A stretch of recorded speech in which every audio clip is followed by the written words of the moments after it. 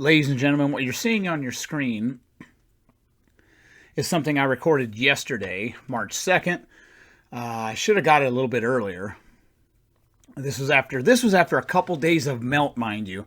And if you want to find out how much snow is still on the ground, go out in a cornfield. This is an undisclosed cornfield in the northeast corner of Iowa. And this is after a couple days of melt. You remember the end of snow?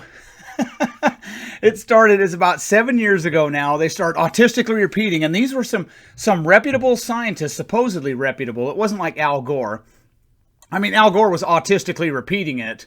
It really started gaining steam about 7 years ago, but that's something he autistically repeated in an Inconvenient Truth. Oh, he ain't going to say snow anymore. And then, of course, he changed his mind. See the link underneath the video. I've got all this documented. Too much snow. No snow is global warming and climate change, and a whole bunch of snow is too. When your theory covers everything, it's not a theory, it's BS.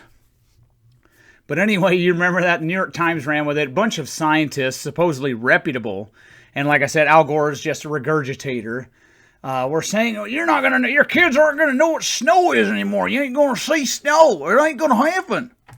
Well, I beg to differ. The last couple years and last year, obviously, I beg to differ. If you live in the Dakotas, if you spent time in the Dakotas, Minnesota, Iowa, the eastern half of Montana, and a lot of places up there in the regressive Northeast, you know that the so-called end of snow did not happen, despite the fact that many supposedly reputable and taxpayer-funded scientists were predicting it.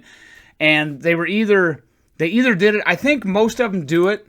They knew it was BS, but they were trying to create enough hysteria for a climate treaty because they want the U.S. to be beholden to the United Nations or some NGO, and they want control of the economy because too much freedom, and that's bad. They don't like freedom. So what they want is some top-down climate treaty to control every facet of your life, from your car, your dishwasher, your blender, your refrigerator, your washing machine, everything.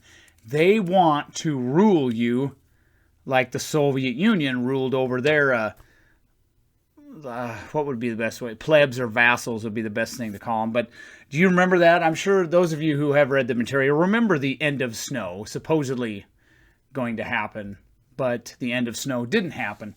And Seder, that toady divorcee, and Old Fart Rants, I could say that about him too, another divorcee.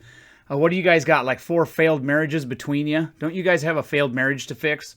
They're two guys that will just regurgitate what the antique media vomits forth. They're not reputable either. I wouldn't take either one of them seriously on anything.